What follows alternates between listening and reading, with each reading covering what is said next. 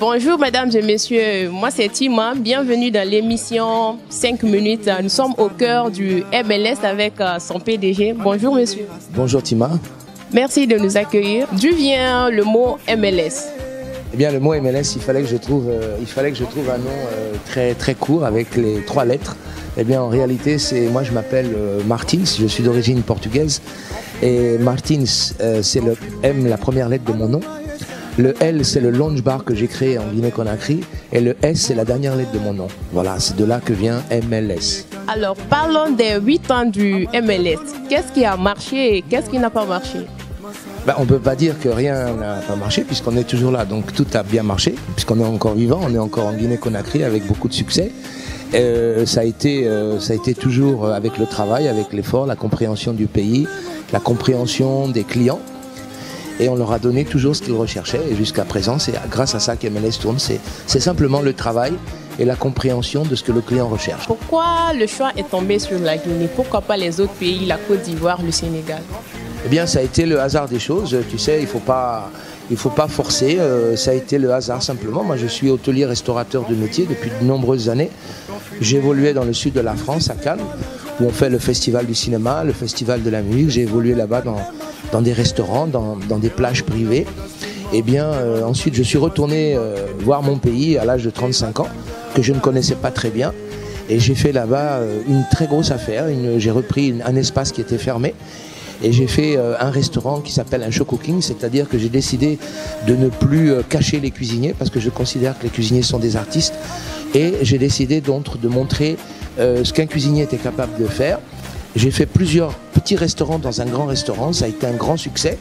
Et là-bas, j'ai créé une notoriété au Portugal, à Lisbonne. C'était un des restaurants qui travaillait le plus.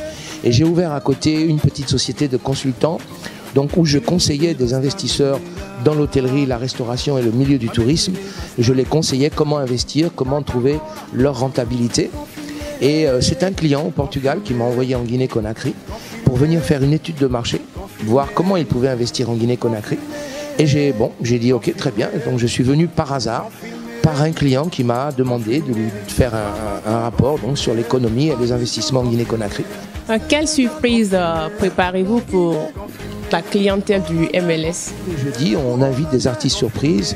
Le vendredi, samedi, bien sûr, et bien maintenant, compte tenu que la clientèle parle énormément sur les réseaux sociaux du MLS, puisqu'ils savent que l'entrée est gratuite, ils consomment avec une tenue correcte exigée. Donc le vendredi, samedi, on travaille par le bouche à oreille de la clientèle. C'est elle-même qui fait sa propre communication. Et le dimanche, on est en train de on lance des soirées à thème, des soirées thématiques, parce qu'on veut finir le week-end avant de commencer la semaine. On est en train de lancer actuellement une soirée qui va sortir, qui s'appellera la soirée Kizomba, qui est une musique angolaise et qui est une musique qui est un dérivé du zouk. Donc ça rentre parfaitement dans les mœurs, dans la culture et dans les mouvements de la musique guinéenne. C'est une nouveauté qu'on va lancer ici. Tous les jeudis, nous allons lancer un karaoké, mais un karaoké très professionnel. Ça, c'est une grande surprise qu'MLS est en train de préparer à son public, à sa clientèle.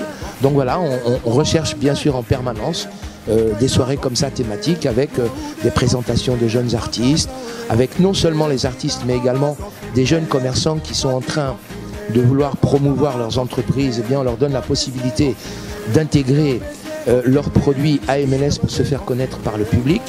On profite également de toute cette synergie commerciale que je crée à l'intérieur du MLS pour les artistes, pour les jeunes commerçants qui veulent développer et promouvoir leurs produits, et essentiellement pour échanger des cartes de visite, parce que bien entendu, dans ce monde de commerce, eh bien, c'est dans un moment de contraction qu'on peut s'échanger les cartes de visite. Les relations sont très importantes dans ce pays. Eh bien, je mets en place un système qui permet de se rencontrer, de se faire connaître dans le respect, dans la bonne humeur, autour d'un verre. Et ça permet à la jeunesse de se développer. Voilà, c'est un petit peu la philosophie du MLS. Merci, monsieur Antonio. Merci à vous d'être venu me voir. Ça a été un grand plaisir pour moi de présenter l'émission et rendez-vous à la semaine prochaine avec un autre invité. Et merci.